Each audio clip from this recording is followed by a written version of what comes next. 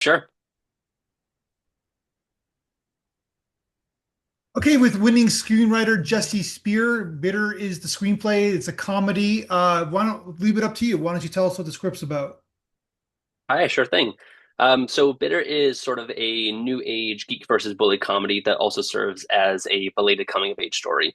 It follows Willow, a two-time valedictorian who was once slated for success until her high school bully Parker orchestrated a viral meltdown that tarnished her reputation.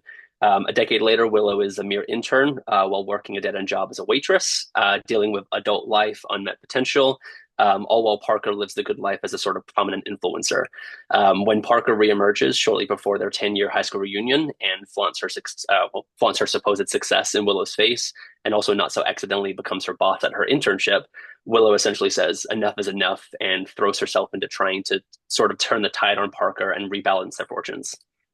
So you said in the blog interview the world needs, I'm paraphrasing, the world needs more sillier, more lighthearted comedies that have pack a punch, meaning that Yeah, they're fun, but there's a theme to it. There's an actual point to the film. yeah. So I was mentioning the blog. This is definitely a socially charged movie with aspects of our everyday life that we're all dealing with. Yeah. But at the same time, like this is a comedy that packs a punch, but is it has so much lightheartedness and fun um, from scene to scene, just so that kind of you get that element of not wanting to lecture people. And if people are paying upwards of $15 to $20 for a movie ticket, the last thing they want to do with their time off is kind of be either talked down to or lectured or um, and sometimes in some certain movies that works really really well. But for Bitter, I thought the lens of comedy and using the characters and the scenes to sort of curate this lighthearted experience while also kind of taking in the message of the movie and taking the socially charged element of the story was really kind of important. You brought up from your, I guess from the last 20 years, or maybe Bruce Almighty. I don't know. I'm trying to remember. Yeah, Like that was like 2004, 2005. Miss I think so. Congeniality, Yeah, and then Mean Girls, which is Mean Girls still holds up today, right? So exactly. yeah, Yeah. I haven't seen Bruce Um, Almighty in a while. I should take a look at it, see if it. I remember watching it in the theater way back when. So Yeah, as long as you like these movies were high concept, not necessarily high budget, especially with kind of the budgets that we see today. yeah, But these movies kind of went into this went onto this pedestal of just being like really rewatchable movies that you love to return to. And I yeah, think that's because a huge part of that, not just because of the secondary characters that I talked about a little bit in the blog, but also because the messaging in them is there. But it's a little bit more subtle without losing the focus on people are paying this movie ticket to be entertained. And yeah. I think a certain point along the way we haven't lost that, but from project to project it can be like, oh, I don't I don't feel good about myself leaving the movie theater right now. So I'm going to bring up Miss Congeniality for a second because I like because you brought the script about how you use the lens of silly comedy, right? And Yeah. Sandra Bullock kind of plays the same. Not that she's not a great actress, but she kind of plays the same role every time. She's lonely and she's sad, right? Mhm. And she plays it To boil it down, yeah. she plays it masterfully. But it's all about the lens and the tone that the film is, right? So it Yeah.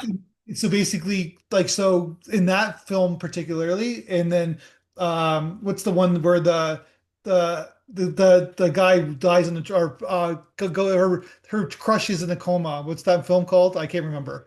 um Oh, it's set in Chicago and then she falls in love with her brother and she's I sad don't actually think as I've seen that well. one. No, I don't actually think I I've seen think you that one. do. So basically, I'll get it in like 2 seconds. It's one of those brain freezes. So, anyways, basically, Okay. it's a comedy. Miss Congenial is a comedy, but she's still like she's Yeah, because basically, why were you sleeping? there's That's the movie. That's the movie. Why were you sleeping? oh, okay, gotcha. But yeah, in that case specifically, I'd say with Miss Congeniality, there's layers to it. Like you said, Yeah, she is just on the surface, she's lonely, but at the same time, you have this contrast of she's also an extremely competent agent. She has some drawbacks there, but she's a competent agent who is lonely, who is thrust into this fish out of water, you know, high concept competent agent becomes ditzy pageant girl. Yeah. And I think that's the part that Sandra Bullock really becomes like masterful at, is that it's that lightheartedness with really relatable themes that just entertains us and but also pulls at our heartstrings. And coming back to Bitter, I think that That's one why I'm thing that I bringing was it up because it's very similar in its tone, right? So oh, yeah, thank yeah, you. yeah, I was like, so when I was developing Bitter, in the first draft, when I read it back, obviously every writer was like, "This is incredible! I finished my first draft," and you read it back like, "Oh, I don't care about any of these characters." But obviously in my redrafts, I really try to kind of curate a tone of a heartfelt moments. It's like like roller coasters where you're although this is a comedy, it's leading as a comedy, you've got to have those like heartfelt beats. And I think towards my in my third act, especially between Bitter and Gert, there are these like really heart pulling, heart tugging moments yeah. that I think that people will really relate to. 100%. Yeah, so that's why I was bringing up like female lead. She's bitter. Well, that's the title of the script, right? She's bitter. Yeah. I got to ask you, what's a two-time valedictorian? Is that high school and college? Is that what that is? Yes. Okay. Yeah, that is so I didn't know yeah, if that so was like bit kindergarten and like yeah, yeah, I mean, the movie yeah, starts off in kindergarten, so who knows? Maybe she was probably top of her class, yeah, given the character that yeah, Willow was. yeah, But yeah, so Willow is essentially the archetypal slated for success. Everything went well for me in high school. yeah, Sure, you can call her a stereotypical typical geek, but she was that she was that student that just sailed through high school. She sailed through everything, and nothing was coasting. Just everything was. She is competent at this. yeah, Great relationship with teachers, just great everything through high school. And then obviously the flip side of that, her bully Parker is that nothing usually goes great for the bullies in high school, but the whole point, well, outside of the social elements, yeah, but the kind of stereotype that we've had in the early 2000 movies is that bullies peak and the geeks go on to do great things. yeah, But with the rise of social media, that paradigm of success has changed. I think we can all visualize right now in our heads an influencer online where you're like, wow, you're not the nicest person. So kind of taking that idea of the switch of like the paradigm for success has changed in this movie. Parker is successful, and our geek who was slated for success is down in the dirt. yeah. But it's very common though. I don't know if you know people who are valedictorians who did very well in high school.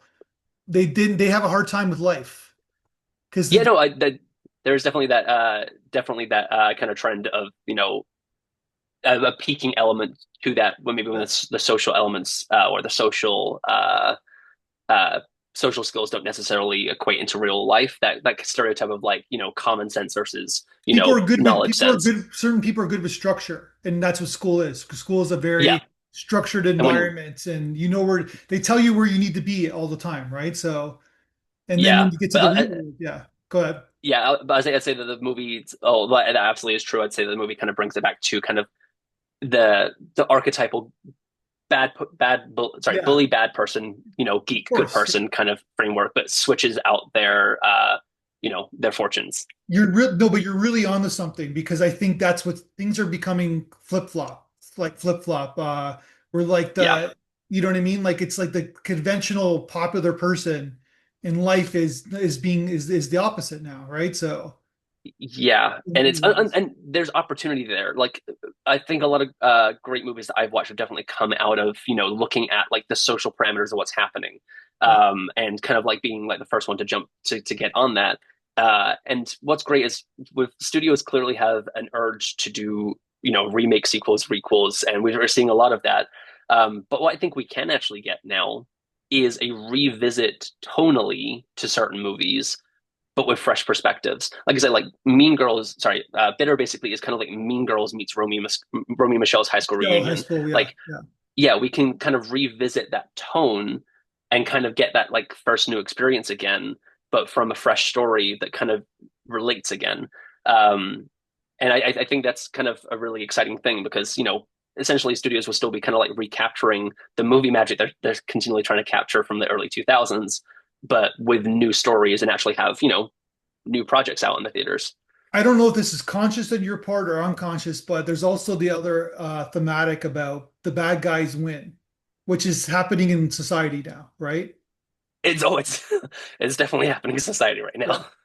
now. Right. We don't have to Um, name names, but basically, and that's sort of what's happening in your script, right? We're like, and we all have this idealism that if you're a bad person, that it's going to catch up to you, right? yeah, like there will be this like idealistic comeuppance, and one day Yeah, karma will exactly. catch up to you. Yeah, Um, as it actually happens in one of the earlier drafts, I was debating whether to kind of let Parker win to kind of like to, if anything, so the life lesson at the end is that success isn't everything. It's the life that you build around you that that sure. means the Yeah, most to you.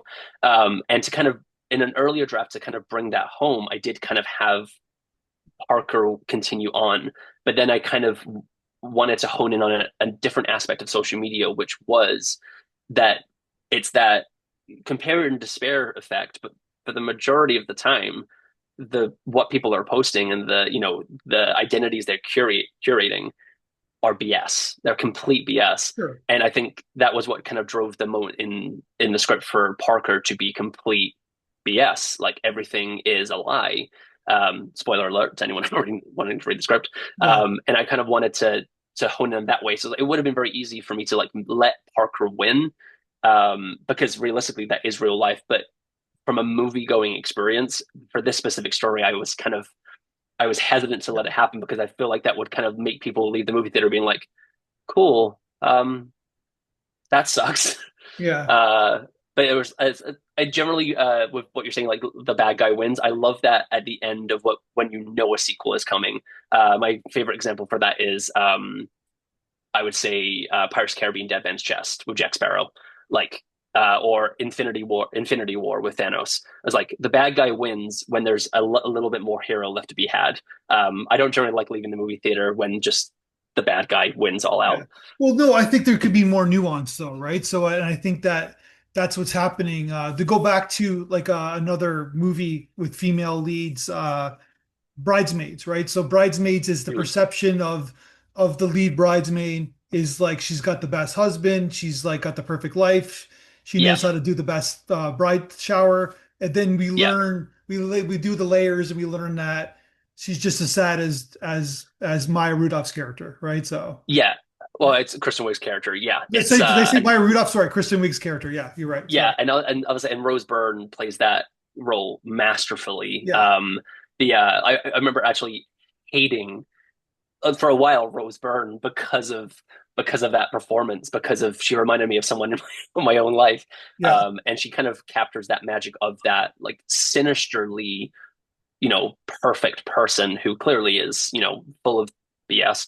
yeah. Um, but yeah, so like there is definitely that nuance of that. But I think with again with Parker, it was definitely the wanting, if anything, actually just maybe wanting Willow to win a little bit on Yeah. on this element. And if that Bridesmaids was made today, she would be an influencer for sure, that character. So Rose Probably, yeah. Byrne's Honestly, version. if a lot of movies were made today, a lot of people would probably be influenced because it seems to be that that's the new age generational like aspiration is to be an influencer. And I don't mean to insult anybody here, but generally when I hear the word influencer, the first thing that goes into my head is scammer, and that's kind of where this idea for Bitter was drawn out of Yeah, was that I yeah. was looking at something on social media and I was like, oh, this person is clearly a fraudster scammer, but no one seems to care.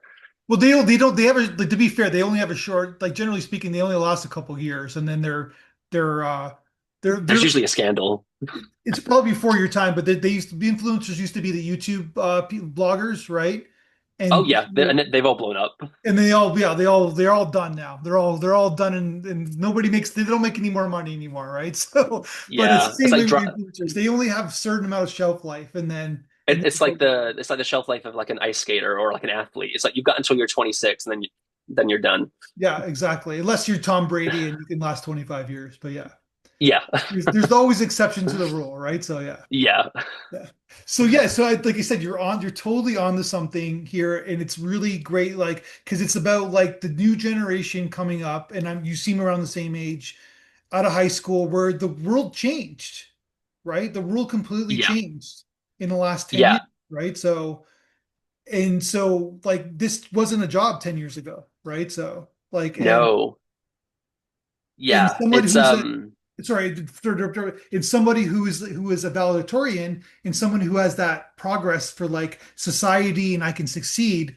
When the world blows up and the world changes, that those people kind of have a hard time, like in your script. Yeah. Yeah, I guess it's like from Willow's perspective as a protagonist, like like to go through school, kind of expecting this success that you've been slated for, that everyone's propping you up for, just for the world to basically shift on its axis, and for people like Parker to have this platform that elevates their status to basically like pseudo celebrity, where they're basically untouchable. Like they're able to do what they want, say what they want, pitch what they want, sell what they want without any like previous repercussions for anything.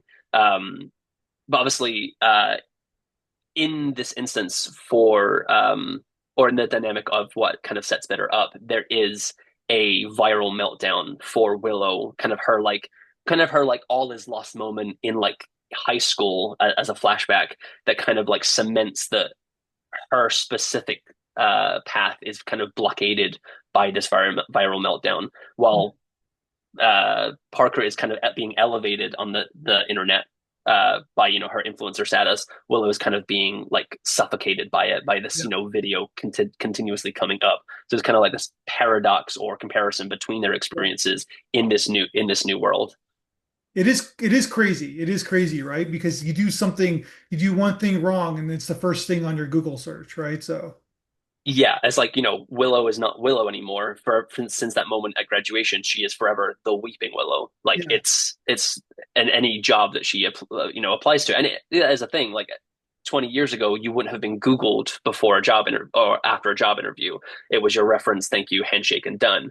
Whereas now, I actually do feel for the younger generation, because growing up in high school, we had our phones, but they were razor flip phones. They had bad cameras. No one Yeah. wanted to record everything. I feel really bad for this new generation who by all accounts, it was only a few years later, but Yeah.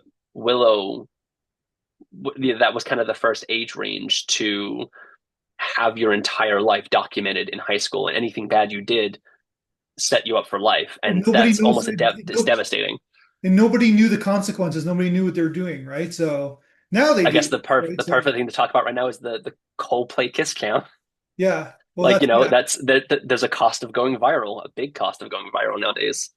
That's crazy. But if I would do it again, which I can't because I do what I do for a living, is that I would try to make sure I have no presence on the internet whatsoever, like zero. Yeah, for the most part, I have my social media accounts to when I need to interact with something for screenwriting, but for the most part, I am dead on the internet. My partner is off of social media Well, completely. after this Um, interview, you won't be. So just to let you know. I'm fine being Googled. I'm fine being Googled. It's just a social media presence. Yeah, I don't know.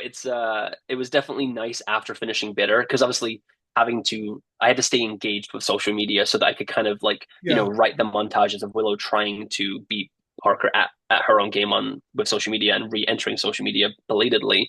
Um, so I kind of had to stay tuned into social media, and I found it exhausting and draining, and I'll say it really does kind of just like darken your days sometimes. So when the project was finished, it was actually really nice being able to basically delete the apps and be off. And it's been about 2 years now, and it's been really nice Yeah. not having that in my life.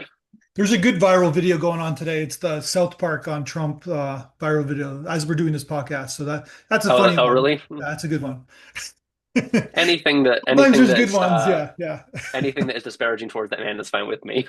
Yeah, it's pretty classic, but basically, but that's what's happening because I of course have to be on it every day. So basically, but That's fair. it is what it is. So okay, Yeah, so great, like I said, great script. You're definitely on to something set in the festivals. I'm sure you're winning. You're getting good feedback. You're winning some festivals, including ours. So you're kind of on your way, yeah. right? So Yeah, it's I've actually very recently found out, a couple of days after winning this your guys' festival, I found out I was selected to go there's a new through the film deck, a script to pitch festival happening in Calabria, Italy, with special guest Evangeline Lilly, that was kind of set up through the ISA, yeah, and I was selected. So in September, I'll be attending the retreat in Italy that's with a amazing. group of like-minded writers, to kind of like develop our scripts into pitch decks to hopefully pitch to producers. Like I said, you're on to something, but sometimes people are onto something, but it's not the writing's not there, and the writing and the tone is there with your script, Oh, and thank it's you. got the like I said, it is like you said, like that's how I'd pitch it. It's like it's Mean Girls meets Romeo and Michelle's, right? So it's got that kind Yeah. of with the modern kind of 2025 like lens and twist to it, I guess too, right? So Yeah. Thank yeah, you. I appreciate that. but still the heart, it's all about the heart, and it's got we like this character, we like both characters actually, so in their own way, right? So we Yeah. not liking them, that person, right? So but It's nice. It's great to it's nice to like to hate people in yeah. movies sometimes. I think those they fall into that character some But even into that the antagonist in category. Mean Girls, she's still like when she gets shit upon, like we kind of feel there's that kind of like there is heart in that character, right? So she, Yeah, and also in the blog I mentioned like my love for secondary characters. yeah, Like I said, nobody rewatched no that whole rewatching thing is kind of what I was wanting to capture. No one rewatches Mean Girls for Katie Heron. They do it for Regina George, for Damien and Janice. For it's like true. it's those secondary characters that can they the secondary characters get to be bad people, to make bad choices for the laughs, for the love, and that's why we rewatch movies. And that really is truly what I'm trying to recapture with trying to write these kind of like new age early 2000s types comedies because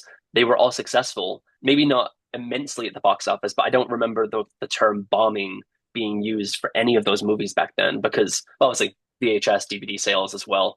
But they were all successful in their own right, and now obviously they're inspiring sequels and requels and reboots, Yeah. so they obviously had something great. We're trying to recapture it. I'm just trying to do it in a different way. Yeah. Yeah, great. And then the finish things off, you said that Bedazzled was the and the blog interview was the film you watched the most times of your life. Yeah, like I said, most of the movies that I have rewatched are from that period. Okay. I'm 31 years old, and that was kind of what I was brought up on, and I have a love for physical humor and physical comedy. Yeah. Um, and but Bedazzled specifically, I just stumbled upon the DVD one day, and it must have reached 20 to 30, maybe even like 40 times.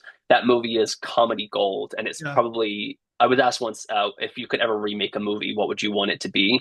And I said not Bedazzled.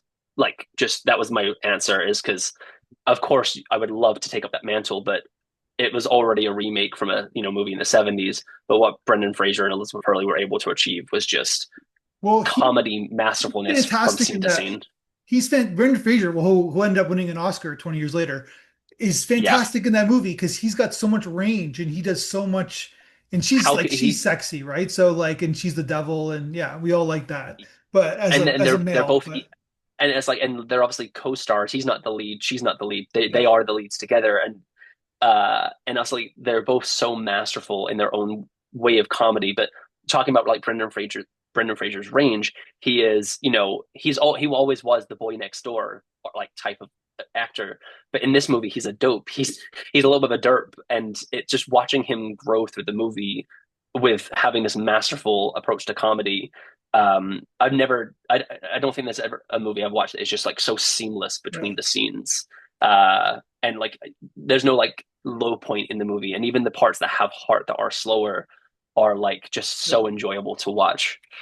That said, he was Encino Man and he was George of the Jungle. So he I can mean, kind of if he can play the doofus kind of role if he wants to. do you know what? I've actually recently, just maybe just through my some like minor frustration with Yeah. not being able to find things on streaming services, I've actually recently just started a VHS collection, a sealed VHS collection, just for display purposes. And one of the things I just tracked down was for your consideration George of the Jungle sealed VHS that was submitted to the Academy, and I love it. I just like it's got like Yeah. Brendan Fraser smashed against a tree, and I'm like, yes, Yeah. this is Hollywood history. I love it. Yeah. All right, man. On that note, congratulations. Good luck in Italy. And I just was reading about that festival like 2 days ago on Instagram. So it's funny that you brought it up. So it looks like a big Oh, great opportunity. So congratulations, and let's talk again when awesome! it's either made into a film or when we showcase another script of yours. All right, awesome. Thank you so much, Matthew. Have a great day.